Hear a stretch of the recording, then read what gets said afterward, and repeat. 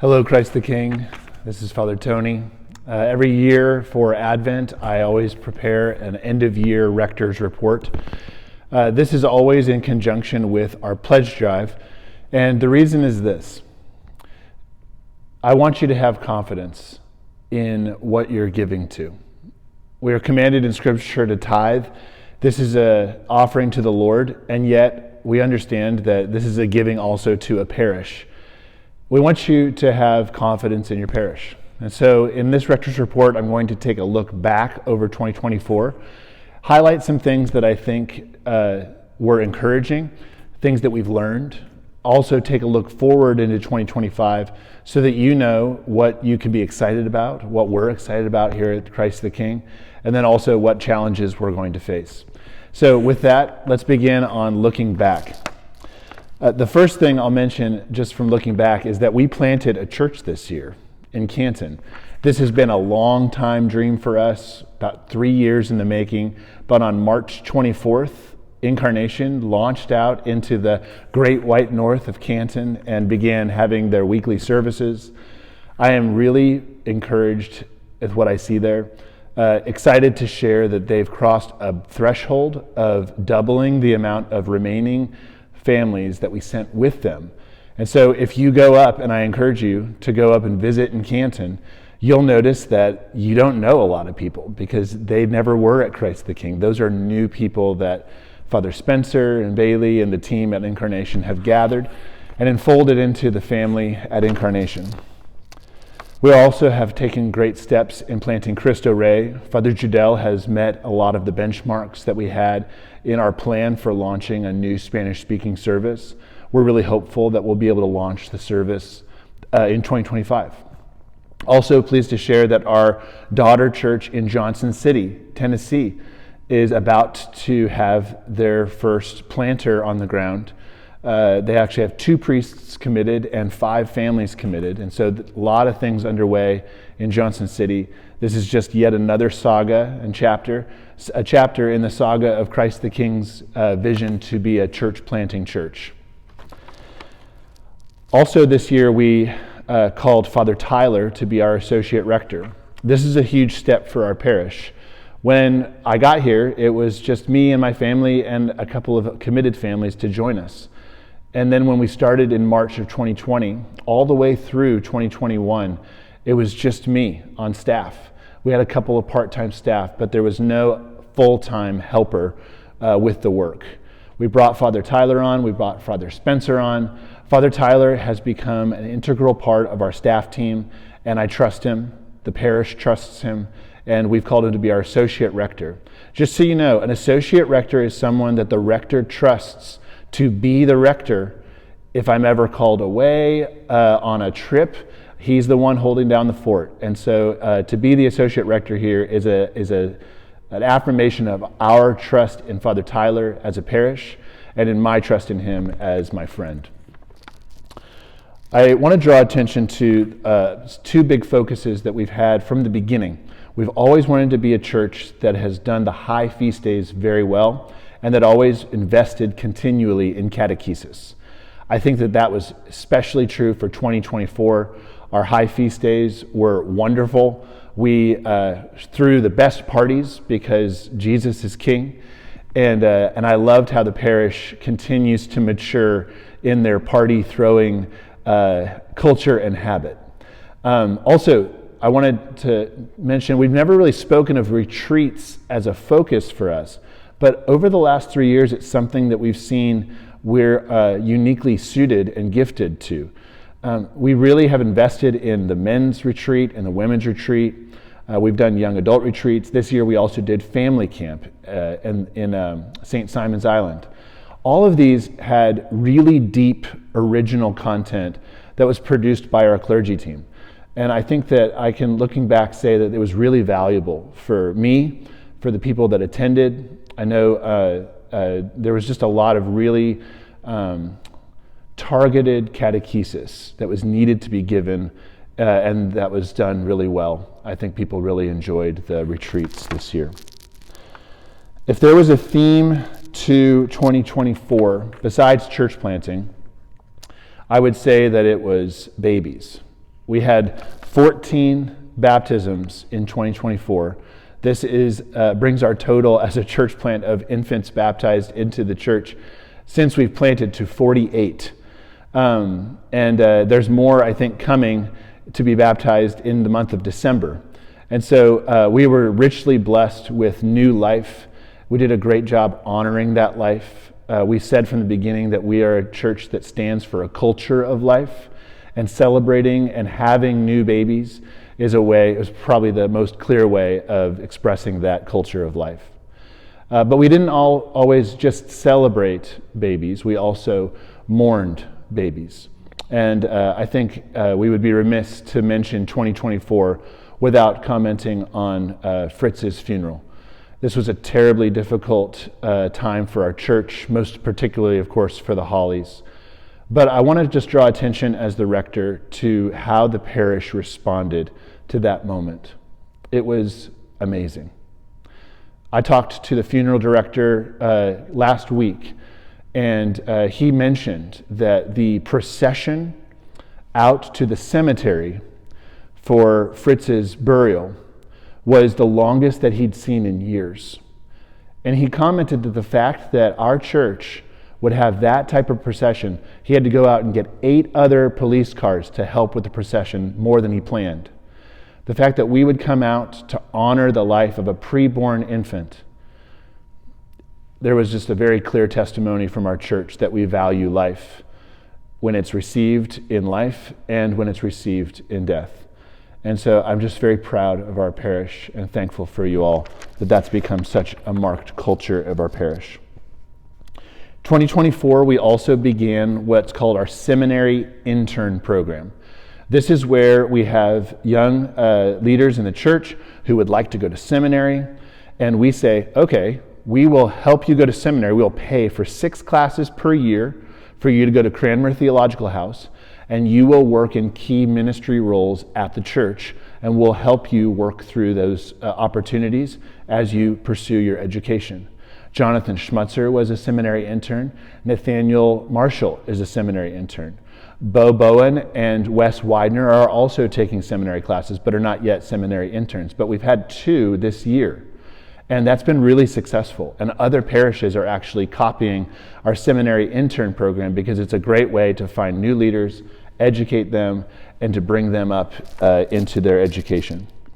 That's going to continue, of course, next year. I'll talk about that in a moment. The last thing I'll mention in terms of looking back is that the vestry took a key retreat this last year in July. And during that retreat, I think we came to a moment of clarity about our vision. A little bit of a change, actually, of our vision that we've stated in the past. Up until July, we've always known that we wanted to be a church planting church, a church plant that plants a lot of churches in Northwest Atlanta. And I think that's still our call. But we broadened it, we expanded it just a little bit. Now we're talking about our vision as not just being a church plant that plants churches, but actually a church plant that mothers a church planting movement. And the difference here, guys, is that this is going to force us to invest in the types of infrastructure that allows for a multitude of church planters and church plants to come into formation within the orbit of Christ the King. Let me use that actually as a transition into looking ahead to 2025. Because I think the clearest outplay of that vision shift that happened in July of 2024, looking ahead to 2025, is that we are establishing a full-time residency program at Christ the King. A residency program is when young leaders come into the church and we train them up for 2 years. They're a full-time staff. Often they're either ordained or are nearly ordained. They're always having gone through seminary already. So they're ready to come in and serve. If you want a great example of what a residency program looks like, look at Father Spencer.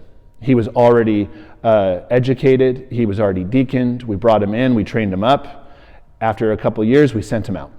That's going to be our plan moving forward perpetually. So we'll have a resident come in June of 2025. He'll stay until June of 2027, and then we'll hire a new resident. And we want to be the type of church that continues to churn out great leaders to plant churches or to serve in other churches in the REC. That starts in June of 2025, and I'm thankful to say that we have a grant from Made to Flourish for about $125,000 to accelerate the establishment of this residency over the next 4 years. Along those lines, we are also in discernment as a vestry about whether or not to purchase the property directly across the street. You can see I'm at the altar, so it's right there. It's the property right across the street, right next to Knights of Columbus. There's a house and there's a field. It's not a done deal yet. This isn't an announcement that it's already bought and purchased. We are under contract. We are pursuing all of the details that we need to make a good decision. I bring it up because this is where we hope to house our resident, but it also is an indication that we are trying to put down roots as a church and start to invest in that infrastructure that will allow us to become a mother of a church planting movement. This is just an example of how that's affecting how we're moving forward into the future as a church. The other thing that I'll mention in terms of this shift in church in vision is that we are also establishing an extension cohort for Cranmer Theological House. Cranmer Theological House is a seminary with the REC in the Mid-America Diocese in Dallas, and they have agreed to start a cohort of our students. They're starting that cohort on January 3rd through 5th, with Bishop Sutton coming to teach our class on Anglicanism. But that's going to continue at a rate of about 4 to 6 classes per year here with local, in-person faculty from Cranmer. They'll fly them out. We'll have a class here. I think our hope here is that we would eventually form an extension campus that would have its own brick and mortar, its own administration, its own faculty even, that could share with the main campus in Dallas. But this is an exciting development, and it goes along with our emphasis of training up new leaders to send out for the work of church planting. We are starting our first intentional outreach program in 2025. You may have heard that we're starting our first Alpha outreach in March. Alpha is an evangelism outreach program that's been one of the most successful ever made. It came out of London, an Anglican church in London. And so we're very excited. We're going to be gathering up a team of people to run it. We're going to need about 15 volunteers. If you feel a call to reach out to those who do not know Christ, please consider joining our Alpha team. I'll be reaching out in the next couple months in January and February to form that team. It's going to be a lot of work, but it's going to be a wonderful experience. And our prayer is that we would bring in many who do not yet know the love of Christ into this parish. In 2025, the vestry is going to be thinking about mercy ministry. That's one of the things we're going to have on our agenda. We think that it's time possibly to take a step into a formal mercy ministry. That doesn't necessarily mean that we'll do everything ourselves. We'd love to find someone to partner with, but we would like to find somewhere, somehow, to say this is what we do as a parish to serve those who are vulnerable and needy and that need God and that need help. And so many of you have asked, what do we do for the poor? Well, we've always said the same thing. We're a church plant. We're not ready to do that yet. Well, I think 2025 is when we're going to shift that language. And we're really going to set our sights on finding something that fits who we are, fits the needs of the community, and is kind of a direction that we all can serve in as members of this parish in this neighborhood. Our catechesis series, I'm excited to announce, is on the New Testament, specifically Paul's epistles. Deacon Kyle is teaching through the New Testament at Reformed Episcopal Seminary in Philadelphia, and he's going to be taking those classes and kind of breaking them down for parish level over the course of 2025. We're going to walk through Romans, we're going to walk through Ephesians, Philippians. We're going to have a really robust understanding of Paul's epistles as a church. I'm really excited about that. We will continue to have our breakout sessions for a variety of topics, but Deacon Kyle is going to be teaching on a New Testament epistle even in the breakout classes. So if you'd like, you can have a whole year just in Paul's epistles in our catechesis. We're really going to invest in discipleship this year. One of the outplays of CTK Simplicity, which was the removal of almost every program that we have except for cell groups, is that it really freed up the clergy to invest in discipleship. For us, discipleship is a lot of one-on-one work. We have really increased our meetings with spiritual direction. I'm thankful that parishioners are trusting us and coming to us with confessions. We meet with people if they're new to the faith and walk them through the scriptures, show them the prayer book, talk to them about what it means to live a life following Jesus. But also the reinitiation of clergy calls is an outplay of this CTK simplicity, freeing up our clergy to invest more in discipleship. We'd also like to improve this year in training up lay people to do the work of discipleship. We've started having catechists bring people into like the basics of the faith, but we'd like to expand that more, really investing in our catechists, training people up to do spiritual direction. You don't have to be a clergyman to do spiritual direction. Women, men, laymen, they all can do spiritual direction if they're trained and commissioned by the church. This is going to be a big focus for us in 2025 and 2026. The last thing I'll say is that 2025 is going to be a year where we have to answer a growth question. You may have noticed that since planting Incarnation in March of 2024, that we are nearly full again in our nave. And the Lord has brought a lot of growth since planting. This is often the case. Churches that plant churches grow quickly, and that's no exception for us. But the question's going to happen in 2025. What happens when we don't fit on a Sunday morning? I don't necessarily think that we're ready to plant a new church again. I don't think that we're being called to move from this area. I think this is our space. And so that's probably going to mean that we'll have to move to 2 services. And that will be a challenge, but it'll also be an opportunity to find more people that need a community that worships God, people that want an opportunity to serve in meaningful ways in the liturgy.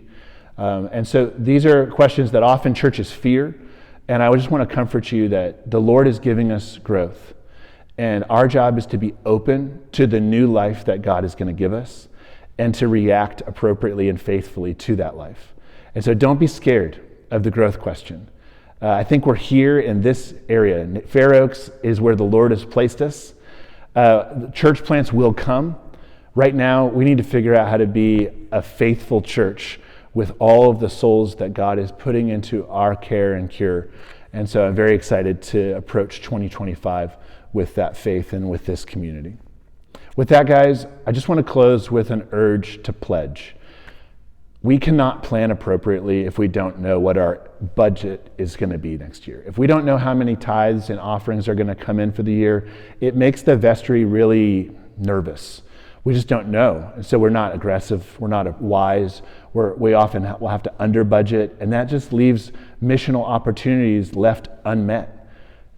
Please tithe, please pledge. Today, in this email, there is a link for the pledge drive. If you follow it, you can set up an online recurring gift. Online recurring gifts are our preference. They're automatic. There's nothing less holy about having an online automatic tithe. It's supposed to be a first fruit anyway. It's supposed to be just an automatic thing right off the top. We are going to have ways of giving into the plate with wooden nickels this year if you have an online recurring gift, so that there is a physical action that says, hey, I am giving to the Lord this week.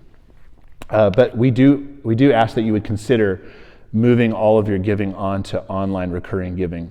There are instructions in the email about how to do that, but that's all I'll say on the pledge drive. Just please pledge and set up your recurring gift. With that, guys, I just want to say I cannot wait for 2025. I'm so honored to serve as rector of this parish. I love you all. I'm thankful to be your priest. I'm thankful that you trust me as your priest. So with that, may the Lord bless us and keep us and direct our paths in the next year. Amen.